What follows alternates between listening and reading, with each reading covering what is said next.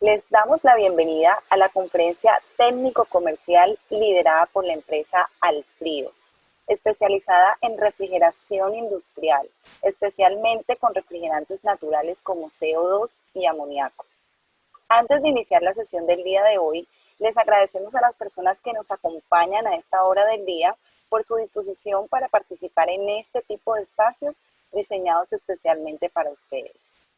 Adicional, les sugerimos tener en cuenta que las dudas e inquietudes serán atendidas directamente desde el chat habilitado de YouTube por el personal designado por la empresa anfitriona, que en este caso es Alfrio.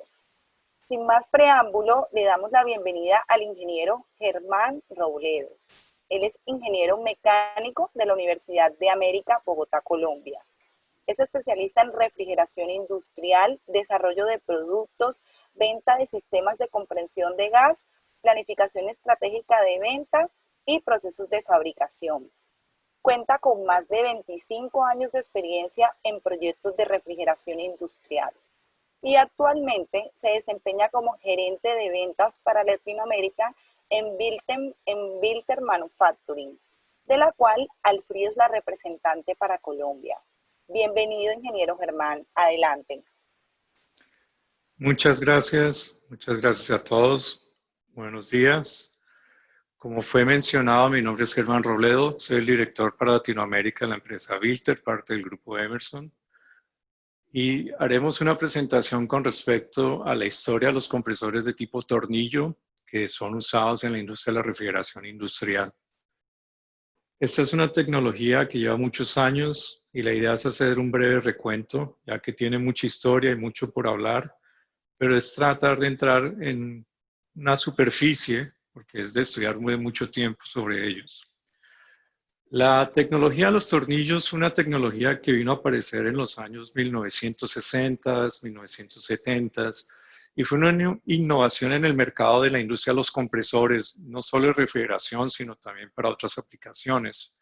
Pero antes de ello solo existían tecnologías como es el compresor de tipo pistón, o reciprocante o alternativo y de tipo centrífugo. Mientras que existieron estas dos tecnologías, la gente tenía que comprar o grandes cantidades de pistones y también partir el sistema a lo que llamamos un doble etapa o un sistema de 2 etapas, o tener que usar centrífugos que son de velocidad dinámica y tenían que usar ya sea de una rueda o de varias ruedas y por eso le decían multietapas. El tornillo entra, aparece en el mercado y abarca no solo lo que estos dos señores ya venían haciendo en la historia, pero mejora porque puede hacer mayores capacidades que los pistones y de esa manera desplazamos a los centrífugos, pero al mismo tiempo relaciones de compresión superiores que pueden los pistones y tocada con centrífugos, y al rellenar ese espacio que antes era como un espacio muerto, se vuelve un éxito. Entonces comienza una patentes, una que es de doble tornillo, que realmente nace más que todo entre Suecia y Alemania, pero se queda más en Suecia y dura por muchísimos años en Suecia. Hoy en día está en manos de los chinos. Y otra segunda patente que es de un solo tornillo, un solo rotor y nació en Francia. Dependiendo de cuánto quiere la empresa que quiere fabricar compresores en invertir, ya sea en la maquinaria, herramental, instrumentación, pues ambas patentes traen el sistema de retorno de inversión, entonces cada quien escoge por cuál se quiere ir. En este caso, la idea es tratar de mostrar la del monotornillo y para ello vamos a hacer algunas comparaciones sobre el monotornillo versus a su, vamos a llamar primo o hermano, el doble tornillo. Este monotornillo fue concebido, fue inventado por un francés que todavía el señor vive, él no ha muerto, y el señor se llama Bernard Siemens. Y él concibió o comenzó esta patente en los años 1960 en Francia. El ingeniero Siemens, por decirlo así, estudió en el Politécnico École en Francia, fue titulado en 1930 y trabajó en empresas como la Renault y otras compañías, en donde fue investigador, fue desarrollador y aplicó todos sus conocimientos de ingeniería. Con el tiempo, a raíz de unas fundaciones y tipos de becas, van desarrollando el monotornillo y la empresa que él decide fundar, que se llama Single Screw Compressor, realmente radicada en Estados Unidos, en Nueva York, es donde comienza el origen de las patentes del monotornillo.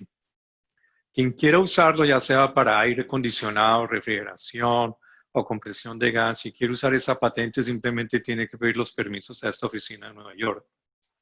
El señor ganó muchos méritos, como la medalla Giraffe en la ciudad de París, de acuerdo a las cosas que él hacía durante estos desarrollos de innovaciones que él hizo en su vida mientras que estuvo viviendo en Europa. Él comenzó a trabajar en unos principios de una estrella, dos estrellas acoplados a un solo rotor.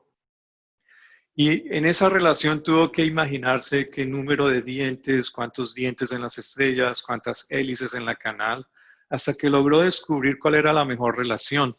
Entonces, en ese inicio comenzó con compresores de promedio 10 caballos, girando un máximo de 5.000 revoluciones por minuto, en donde ya podía encontrar eficiencias del desplazamiento de gas versus al consumo de potencia, en donde pudo demostrar que de 25 a 26 caballos por cada 100 pies cúbicos eran su mejor eficiencia.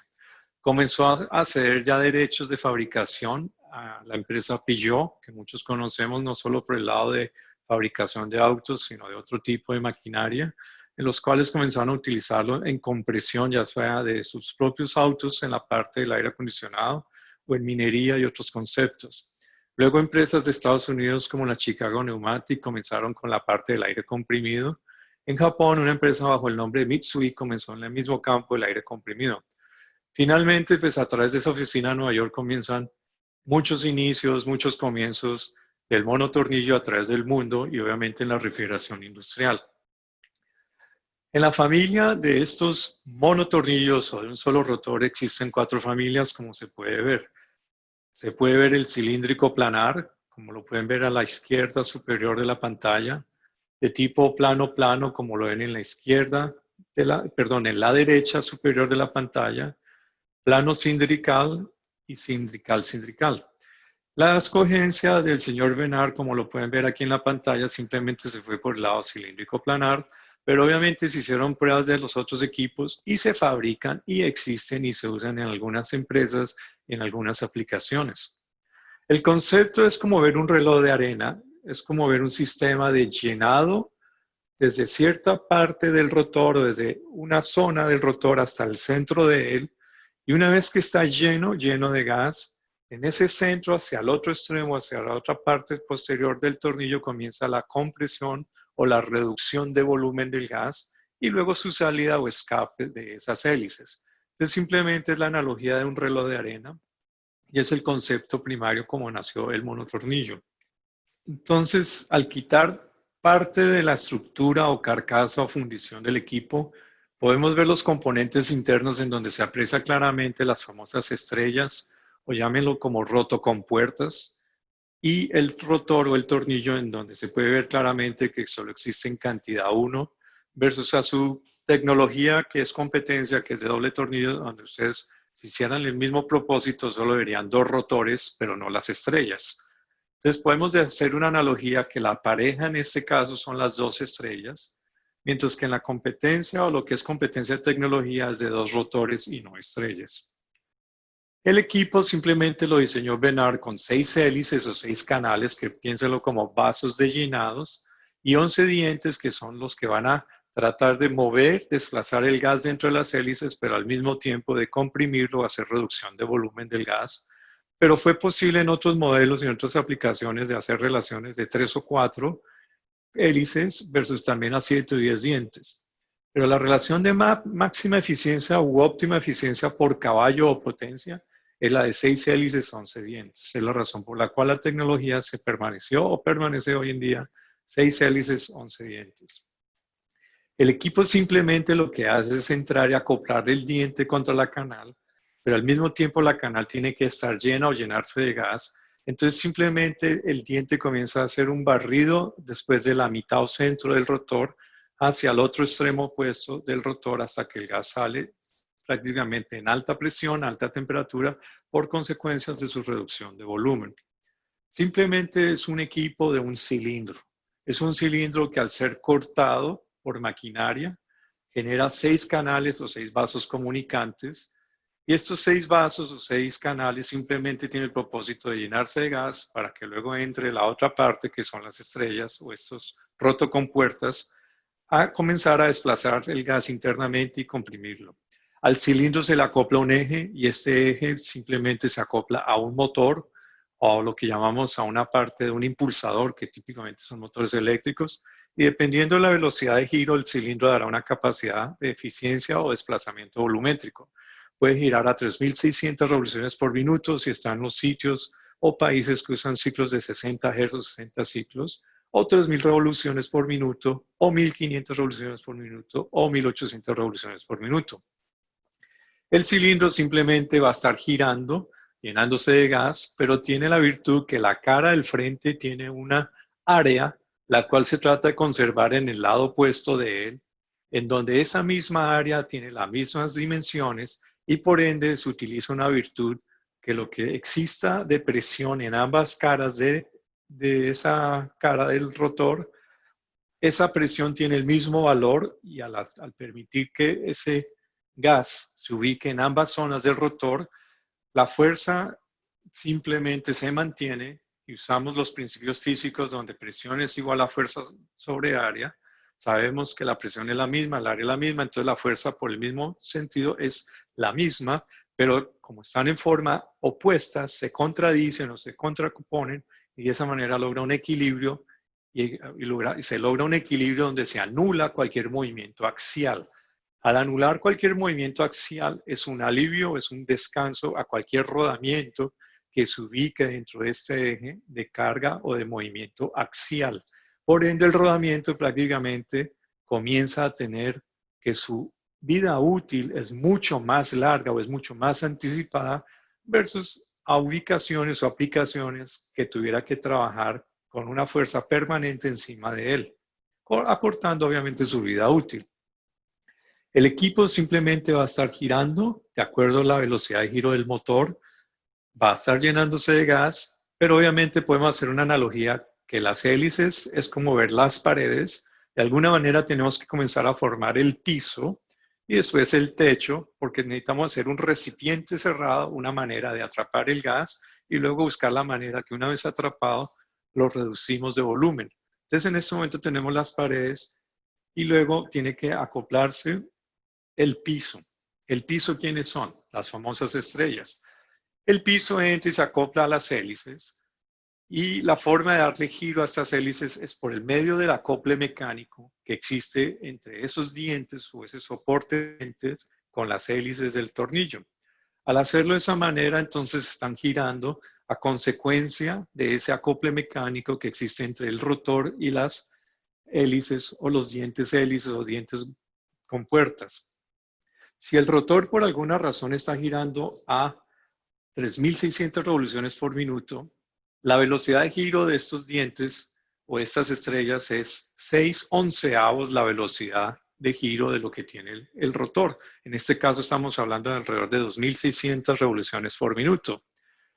Y la manera en que lo diseñó el francés es que tiene que haber una en forma mirando hacia arriba y otra mirando hacia abajo, o sea, en forma opuestas, porque más adelante en la manera que lo expliquemos genera un balanceo dinámico también de la compresión del gas que genera fuerzas sobre los rodamientos en todos sus ejes.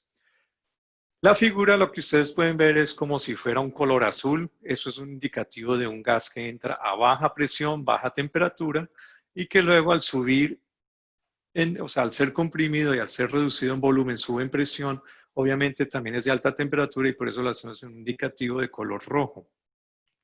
El equipo simplemente va a estar girando y se puede pensar como si fueran dos compresores en uno. Como es arriba, es abajo. ¿Qué significa? Una hélice o una rotocompuerta o una estrella se hace cargo de la parte superior del cilindro, mientras que la otra se hace cargo de la parte inferior del cilindro. Y es la virtud de tener toda una geometría, totalmente una circunferencia. Todos sabemos que la distribución de las presiones o de las fuerzas, la mejor figura geométrica es un círculo y un círculo que no sea partido en dos, como sucede en otras tecnologías. Entonces el equipo tiene que estar ahora conformado por un techo. Como explicaba, tenemos que formar la forma de atrapar el gas y este sistema tiene que estar entonces trabajando internamente dentro de una carcasa. Esa carcasa será la famosa fundición, como hacemos todos los que fabrican compresores, en donde las tolerancias que existan entre el tornillo y esa fundición, que son finésimas, son milésimas, es lo que permite la forma de comprimir el gas. Como se ve en la figura, se forma o hay la formación de un triángulo. Este triángulo lo que significa es la salida del gas o lo que habitualmente llamamos la descarga. Y como pueden ver, la fundición realmente no va de extremo a extremo sólida. Es como si tuviera un corte a la entrada. Este corte es para que comience a llenarse de gas las hélices, comience a ser atrapado dentro de esas mismas hélices a través de los dientes, comience a ser reducido en volumen y de esa manera va subiendo de presión. Y luego cuando encuentre la salida comienza el desfogue o el escape del gas y obviamente ya hacia el sistema. El equipo simplemente mantiene dos salidas, una a cada extremo, y esto permite que la salida de gas en un extremo tiene un valor fuerza o un valor de presión, y en su lado contrario, el lado opuesto, tiene la misma condición, valor fuerza, valor presión, pero al ser opuestas, vuelve y anula cualquier fuerza interna que exista dentro de la máquina, y estas fuerzas son las que acortan la vida útil tanto de la máquina como los elementos rodantes o rodamientos, y es lo que permite un balanceo dinámico de la máquina. La máquina al mismo tiempo va a tener la formación de que el gas que entra es de baja presión y entra por unos orificios internos o vasos comunicantes del rotor para ubicar el gas al otro lado extremo. Y ustedes lo pueden ver claramente que en una zona tiene como si fuera una nube o un gas frío, que se ubica en la otra parte, y esto es lo que hablábamos al principio, el balanceo de la parte axial, por la configuración de mantener presión, fuerza, área, siempre en equilibrio. Si lo miramos también para la parte radial, lo que sucede, como decíamos, como es arriba, es abajo. Las estrellas, al comprimir en la manera que explicábamos, una se hace cargo de la parte superior y la otra de la parte inferior. Eso genera unas fuerzas de reacción. El gas no se quiere dejar comprimir, es su reacción, y genera estos esfuerzos, pero se anulan al buscar o al tener la virtud de la circunferencia. Entonces vuelve y genera otro equilibrio. Entonces, de esta manera, la máquina lo que está logrando es un equilibrio interno dinámico, y este equilibrio lo que más permite es el ahorro de mantenimiento, el ahorro de estar reemplazando la máquina, el ahorro de estar abriendo la máquina o haciéndole reparaciones o cambios de piezas en periodos muy largos versus a lo que puede pasar en otras tecnologías. Luego, lo que se hace es cancelar cualquier tipo de fuerza tipo axial o tipo radial, cosa que a veces no es posible dependiendo de la tecnología que une, ya sea tipo pistón, tipo centrífugo, tipo doble tornillo o a veces de tipo scroll, que son contradictorios a este tipo de tecnología, en donde las fuerzas radiales y axiales sí se van a notar en forma fuerte en ese tipo de máquinas. El compresor, si lo comparo con los doble tornillos, simplemente son lóbulos en donde existe un acople de macho y hembra, y el macho a veces es el primordial o es el que está acoplado a un motor. El macho gira de pronto a la velocidad de los 3.600 revoluciones por minuto, y dependiendo de la patente, pueden que hayan escogido 4 lóbulos en el macho, 6 en la hembra, puede ser 5 en el macho, 7 en la hembra, 3, 5. Va a estar mostrando cómo se comprime el gas dentro de esos lóbulos. El propósito del lóbulo no es más que simplemente tratar de atrapar o de llevar el gas entre las hélices, en la parte superior de las hélices. En esta parte superior de estas hélices, la hélice se llena por encima hasta que finalmente por debajo lo atrapa y lo va a trasladar de una hélice a la siguiente hélice hasta la siguiente hélice, reduciéndolo en volumen. O sea, si hacemos una analogía, este es el llenado, tienen estas hélices vacías y lentamente cada vez que lo va comprimiendo y lo va reduciendo, pueden ver que va achicando esta zona hasta que prácticamente la última zona sería la de mayor presión, pero el escape o la salida es en el otro lado opuesto de la carcasa. Pero es un escape, como pueden ver, de tipo axial y no de tipo radial, como sucede en lo que estamos viendo al principio. Y obviamente este gas, al ser de mayor presión, su reacción es querer empujar estos tornillos en forma opuesta, o sea, en el sentido contrario, porque en esta zona tenemos un gas de muy baja presión, mientras que en esta zona tenemos un gas de muy alta presión, y obviamente él quisiera devolverse a esta zona y en esa forma trata de empujarlos a ellos. Entonces, obviamente, ya comienza todo un sistema a desbalancearse o a tener un desequilibrio. Y muchas veces, por ese mismo desbalance, desequilibrio, es que tiene que haber efectos de cambio de rodamientos, cambio de tornillos, cambio de carcasa, porque están sufriendo. Lo que luego tenemos que ver y funciona en todas estas máquinas es cómo lograr una compresión óptima y eficiente. ¿A qué se refiere? Lo que hablamos al inicio. ¿Cuánto desplazamiento de gas por consumo de potencia o caballaje? Para ello se utiliza una ecuación o una fórmula que ha venido por muchos años en la termodinámica, en la compresión de gases, en donde existe una relación de volumen o relación del volumen que tengo que reducir versus a la presión en que voy a trabajar. Y en esto significa que presión de descarga dividido presión de succión es el equivalente o es igual a ese volumen de succión dividido al volumen de descarga, pero esta parte fraccionaria está elevada a una constante térmica, a la K, que es correspondiente al calor específico del refrigerante o del gas a usar. Entonces, simplemente lo que ustedes pueden ver es que el volumen A que entra a la máquina va a salir con un volumen B y esa relación toca estimarla, toca calcularla, porque este volumen aquí a la salida depende netamente de lo que exista en la salida, o sea, en lo que exista en la descarga, y eso lo dicta la condensación, lo dicta el condensador, y lo que él dicte es lo que el compresor tiene que buscar o tiene que lograr.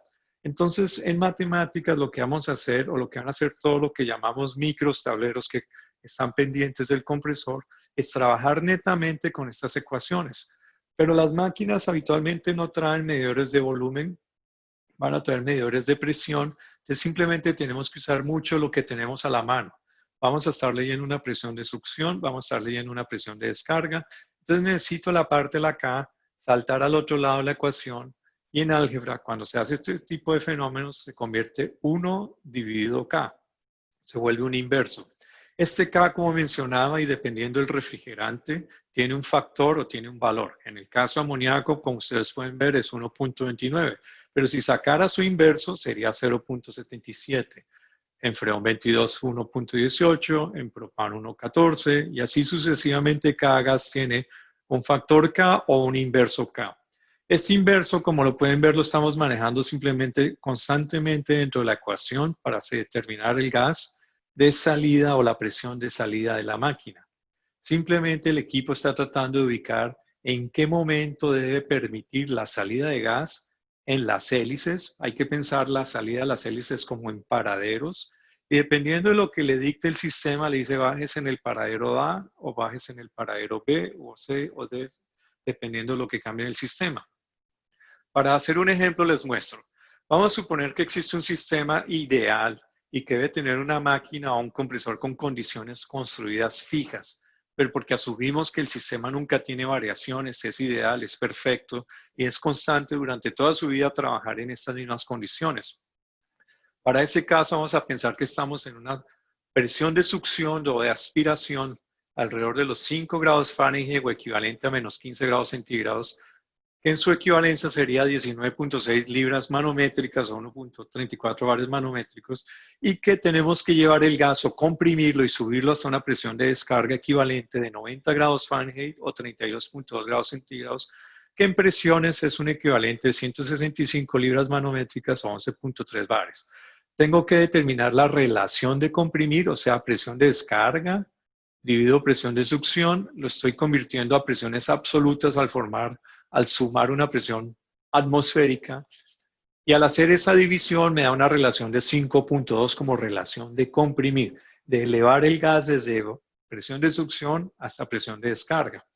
Luego, como ya tengo la relación de comprimir, lo uso con el constante K, pero en este caso tengo que usar el inverso 1 dividido K. Entonces lo que estoy haciendo teóricamente es 5.24 elevado a 0.77 da un valor de 3.6. ¿Qué significa eso? Que este volumen A que entra en la máquina lo tengo que reducir 3.6 veces para que salga con este valor de volumen, porque es el que corresponde a esta presión de 165 libras manométricas o el equivalente a 90 grados Fahrenheit. Entonces, lo que podemos ver cuando miramos en qué condiciones entró el volumen en succión y en qué condiciones sale el volumen de descarga, si hacemos una relación de dividir eso es 4.91, significa que lo tuve que reducir en un 20.3% de su tamaño, que es el equivalente a esta relación de volumen, 3.6 veces. Pero los sistemas, como dije, no son perfectos, no son fijos, no son constantes, tienen variaciones. Entonces, lo que sucede es que vamos a asumir que, por ejemplo, el día se calienta o el condensador tiene problemas o el sistema tiene aire atrapado en el sistema y hace que la presión de condensación sea mucho más alta de lo que nos imaginamos. Entonces, en este caso, subimos de los 90 Fahrenheit a los 95 Fahrenheit y al tener solo ese cambio, ya la relación de compresión, que era 5.24, se sube y quedan 5.67. Paso el 5.67 a buscar la de volumen y ya no tengo que reducirlo 3.6 veces, ahora tengo que reducirlo 3.8 veces. El volumen con que yo estaba aquí al inicio debería haber salido idealmente en esta zona, pero resulta que duró más tiempo, más horas, más minutos dentro de las hélices del tornillo y cuando ya me dejan salir, ahora salgo con este tamaño de volumen. Si yo lo miro de otra manera, por durar más tiempo dentro de la máquina, gasté energía, gasté motor, gasté luz. Ese fenómeno nosotros lo llamamos por encima de la compresión. ¿Por qué? Porque salí por encima de un punto ideal que se me había solicitado. Entonces es lo que llaman en inglés el overcompression o en español por encima de la compresión y simplemente es un desgaste energético, es un desgaste de potencia. Supongamos un efecto todo lo contrario. Se baja la presión de condensación porque de pronto está muy frío la noche o llegó una época de frío, de invierno o algo muy similar y bajamos de los 90 Fahrenheit a los 75 Fahrenheit, que es un equivalente de 125 libras o 8.6 bares.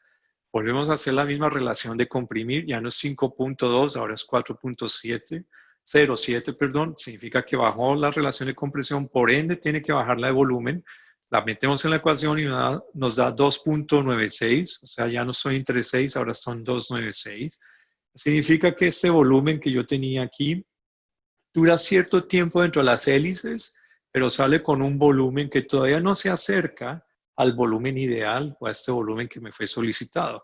Para poder hacer eso, por alguna razón alguien va a tener que hacer este trabajo que falta y nuevamente es el motor o el sistema de potencia. Entonces nuevamente es un desgaste energético. Yo lo miro como si fuera una relación de volumen en que en vez de haberlo bajado 20 algo por ciento como miramos anteriormente, simplemente lo reduje menos, me salió grande, 26%. Entonces esos sistemas los llamamos por encima de compresión o por debajo de compresión y no en el punto ideal. Y ambas condiciones simplemente es un desgaste energético del compresor que por ende se vuelve del sistema. Para ello entonces los que comenzaron a inventar tornillos al principio usaban condiciones fijas y tenían que gastar esa luz innecesariamente, pero también hablamos en una era que la gente no se preocupaba por los desgastes eléctricos, más bien todo se compraba en exceso y todo se gastaba en exceso. En la medida que hubo concientización de que había que ahorrar luz, se crearon sistemas de cómo hacer esta parte más eficiente. Entonces, el pistón, por ejemplo, tiene un BI propio, innato, inherente en su diseño. Por esa condición es la mejor máquina que mejor ahorra luz o que mejor ahorra energía, porque él no tiene que andar dependiente de cuándo tiene que cambiar sus posiciones si el sistema cambia de posiciones. El tornillo, por todo lo contrario, tiene ese desventaja sobre el pistón. Es una máquina que alguien o algo le tiene que avisar dónde tiene que parar de comprimir y dejarlo salir al sistema. Pero si no tiene ese alguien, genera los sistemas de comprimir por encima o por debajo y genera los problemas de desgaste eléctrico. Lo que tiene el tornillo en forma superior al pistón es que puede mover grandes masas de gas versus el pistón más grande que pueda existir podrá mover 400 pies cúbicos por minuto. Si yo requiero mucho más allá de ese 400, voy a necesitar 2 compresores pistón o 3 compresores pistón. Entonces podría hacerlo con un tornillo que sí tiene la capacidad de los 3, o sea, de 1200 pies cúbicos por minuto. Y luego la relación de compresión. En amoníaco lo máximo que puede un pistón es de 8:1 y en freones de 12:1. Pero si la aplicación me pide, por ejemplo, en amoníaco 10:1, 15:1, 20:1, tendría que partirlo en el famoso sistema doble tapa, o sea, un pistón que va de baja a intermedia y un segundo pistón que va a intermedia alta. Si yo quisiera hacer todo eso más bien en un solo recorrido, el tornillo tiene la ventaja que puede llegar hasta relaciones de 23:1. Si yo quisiera sistemas mucho más grandes de 23:1, ya tendría que entrar con centrífugos, pero no existen centrífugos para amoníaco, versus sí existen centrífugos para freón. Lo que tienen los tornillos es que usan platos de válvulas, que plato de válvulas de succión, plato de válvulas de descarga, y hace una relación por ciclos o una compresión por ciclos. Más bien tiene puertos de succión, puertos de descarga, y es un flujo continuo. No es con reciprocidad como pasa en el pistón. Pero lo que debemos hacer es ubicar ese puerto de descarga, esa hélice y la descarga, que es lo que determina la eficiencia de la máquina versus el consumo de potencia. Entonces lo que podemos ver es que existía una sección de la misma fundición, pero simplemente esa parte de la fundición ahora tiene la virtud que se puede desplazar internamente dentro de la fundición, y todo lo que está haciendo la fundición es ubicarse un inicio o un punto de inicio de comprimir, pero también, si ven un relieve, un inicio o un punto de salida del gas. En la medida que esta pieza se mueve internamente, simplemente generaba qué capacidad podía la máquina, si estaba al 100%, al 80%, 50%, pero al mismo tiempo, por su virtud de su geometría o esta longitud, generaba en dónde comenzaba a salir el gas, si en esta zona, en esta zona o en esta zona. Pero entre más tiempo dure el gas metido en el ciclo de la hélice, más sube de presión, y cuando salga, obviamente sale con una presión alta. El problema era que las primeras máquinas fueron inventadas con o una guía corta o una guía larga, y dependiendo de lo que pedía el cliente, el fabricante se la vendía con la guía corta o se la vendía con la guía larga. Si mañana ese cliente cambiaba de opinión, cambiaba de mente y quería cambiar las condiciones, pues el fabricante tenía que ir hasta el campo, al sitio, cambiarle la guía por una o la otra, por una larga o por una corta. Es algo que no era prácticamente práctico, porque los cambios podían pasar a veces en ciertas temporadas y de pronto volver a regresar al uso de la corta o de la larga, dependiendo de qué era lo que había cambiado. Para ello, entonces, se inventaron un sistema de guías deslizantes, y la única forma o el mecanismo que se hizo es, si ustedes miran la figura, estos serían como los dos tornillos en los bitornillos, y simplemente se toma una guía bastante larga, se parte en la mitad, pero en las condiciones de generar una relación de BI bajo o corto, es mover todo el mecanismo hacia el máximo izquierdo, o una relación de BI alto, mover todo el mecanismo hacia el extremo derecho. Pero si ustedes pueden apreciar, el mecanismo siempre tiene que estar unido. Las dos guías tienen que estar unidas. Entonces es lo que uno puede apreciar en estas máquinas de doble tornillo o de tornillos gemelos o bitornillo. El sistema es que tiene una geometría, si ustedes lo pueden ver, como si fuera una figura de dos cilindros o dos circunferencias, con un compartimiento de una cremallera y una guía que se mueve debajo de esos dos tornillos. Simplemente, para los quienes ya lo han visto desarmado o han tenido que desarmarlo, pueden apreciar que aquí están los dos tornillos, aquí está ese sistema o esa guía que va a ir ubicada debajo de ellos. Esta es una de esas guías totalmente, y pueden ver este mecanizado o este vacío que le hace el fabricante a la guía, y la guía se va a mover dentro de esta canal o corredera de un extremo al otro, simplemente para ubicar las capacidades. Pues ustedes pueden ver la fundición completa. La parte de una guía y su continuación al otro extremo simplemente son las dos partidas en dos secciones, y se mueven debajo del tornillo. ¿Cómo funciona entonces en los monotornillos? Pues no tenemos el mecanismo de las dos guías, hay que inventárselo de otra manera. Hay que buscar cómo esta fundición, en vez de ser sólida, sea deslizable. Entonces lo que se hace es volver esa parte de la fundición también deslizable, como se hacen los dos tornillos o bitornillos, y ese deslizamiento o ese pedazo de fundición simplemente ahora tiene la virtud de poderse mover. Entonces quedan dos secciones, y la tecnología que hizo el francés Bernard Siemens es crear una guía que maneje la capacidad y una guía que maneje el volumen. Él decidió más bien separar las funciones y evitar que dependan de la una a la otra.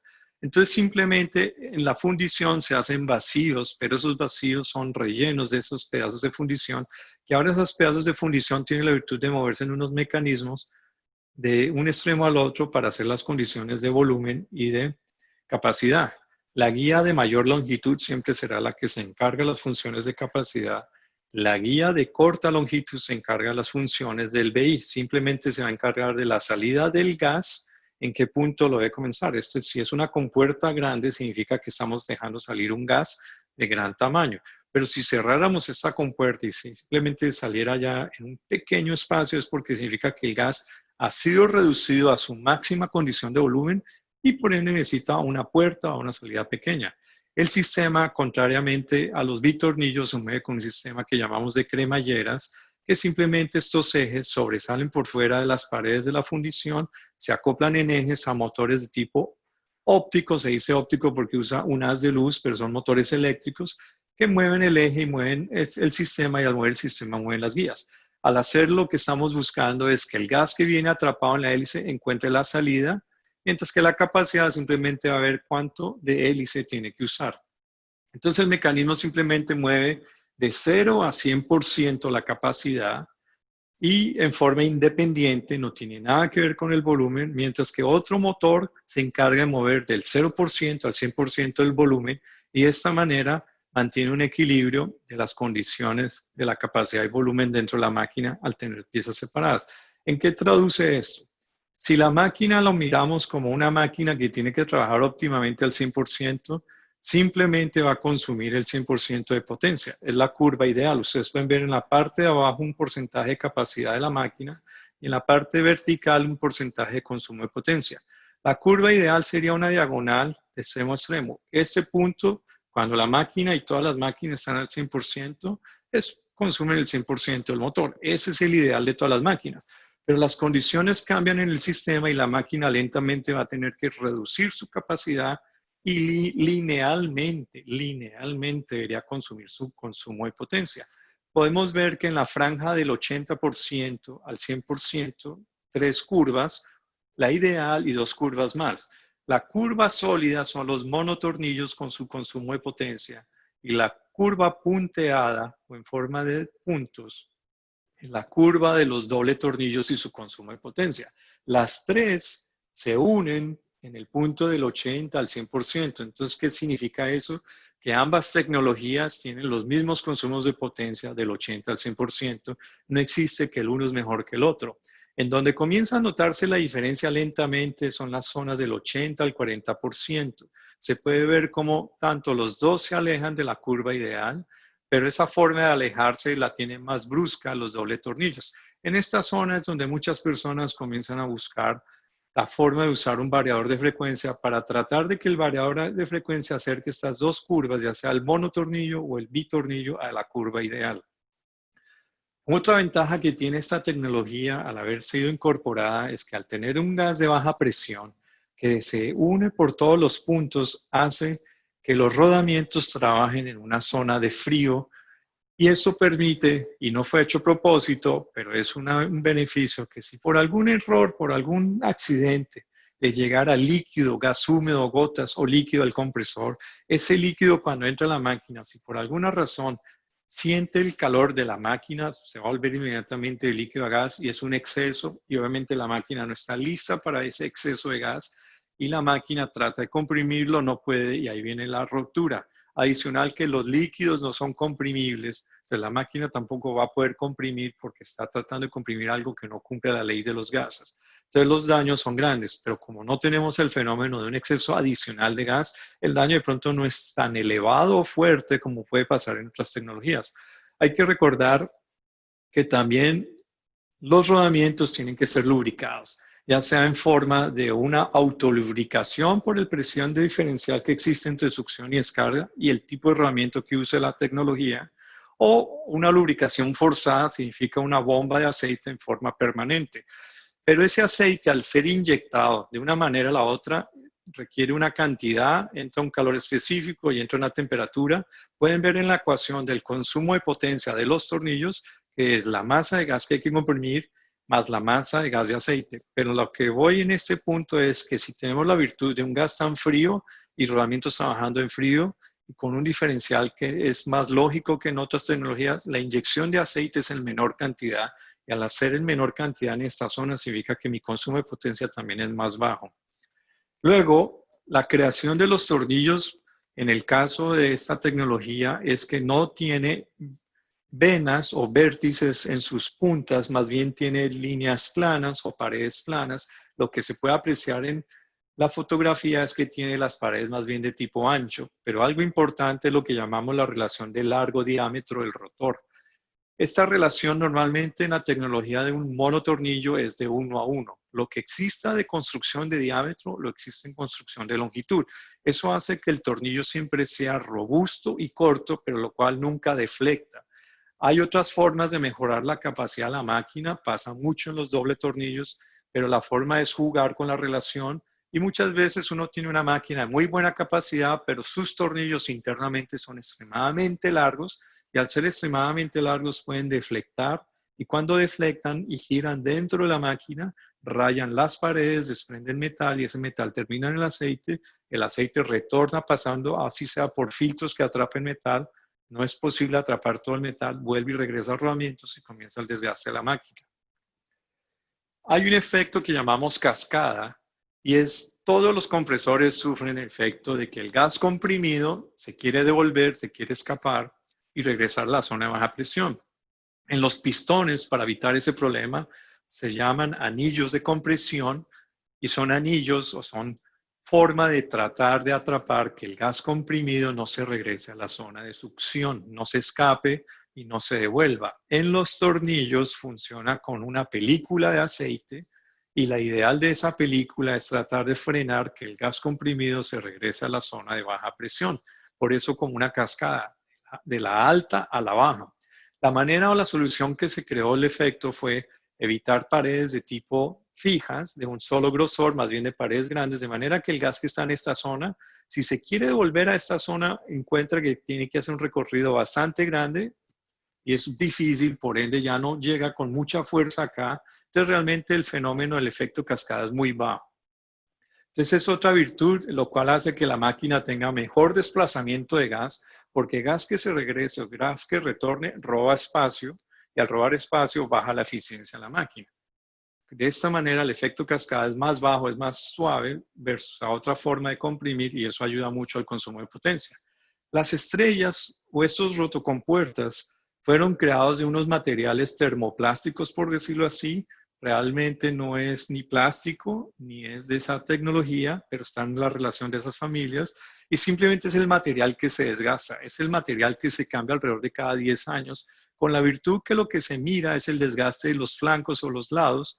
Y si están muy desgastados y se puede hacer un análisis en campo removiendo las tapas y ver el juego, se cambian sacando el componente sobre una mesa, se cambia el componente, se monta nuevo y se regresa. Y prácticamente un trabajo de 1 a 2 horas que regresa a la máquina a su punto, no solo de comprimir al 100%, sino de devolverle toda la eficiencia. Este material lo inventó la Chemical Phillips en los años de 1968. Se compra como en forma de cuadros o tarjetas grandes como si fuera cartón y se corta la configuración de una circunferencia y dientes, pero es un material que al ser usado en muchas industrias es práctico para la parte de comprimir. Uno puede buscar por internet qué significa ese material y ese material se llama PPS, que es polifenilida de sulfido. El nombre comercial es Rayton. Hay empresas como Textron que lo fabrica y uno puede ver todas las condiciones o el tipo de industrias que es usado. Por último, y para casi llegar al final de estas presentaciones, todos sabemos que existe una pulsación de gas. Cada vez que en los doble tornillos se encuentren las hélices o los lóbulos, es como si fuera tocando un tambor, fuera una pulsación, como el ritmo del corazón, un boom, boom, boom, boom. Si yo tengo un macho de 4 lóbulos y giro 3.600 revoluciones por minuto, genero 14.400 pulsaciones de gas. Pero también esto genera o sale con un tamaño de gas y con un ruido o un máximo nivel de ruido. Si yo me voy a los compresores que usan 5 lóbulos en su macho o en su hembra, yo paso de las 14.400 a las 18.000. Bastante pulsación, bastante ruido. Por eso esas máquinas de bajo tamaño, de pequeño tamaño, son muy ruidosas, son las que más ruido consumen por sus pulsaciones de gas. Si lo miramos en una tecnología como el monotornillo, podemos decir que tenemos 6 hélices por 2 compresores por 3.600 son 43.200 pulsaciones de gas. Si yo lo comparo a los doble tornillos sería muy ruidoso y también de mucha vibración, pero la ventaja es que son salidas opuestas, por ende se cancela el nivel de ruido y por ende se cancela el nivel de vibración. Es algo que hay que tener en cuenta para la gente que le gusta salas de máquinas con bajo nivel de ruido y sobre todo en zonas cuando ya la ciudad creció, absorbió la planta y ahora tiene vecinos, apartamentos, casas y la gente se queja con las plantas de su alto nivel de ruido. Terminando entonces podemos llegar que son distintas tecnologías, cada quien tiene sus pros y sus contras, ambas comprimen, ambas son probadas, ambas llevan años en la historia y ambas funcionan ya sea para comprimir o para poder trabajar en refrigeración, en aire acondicionado o en gas, y simplemente es cuestión del cliente por cuál opta. Para ver una explicación clara en forma resumida y en español o en inglés, se pueden ir a la página de YouTube, a este link, y pueden ver prácticamente un video virtual de tercera dimensión que muestra el funcionamiento práctico del equipo.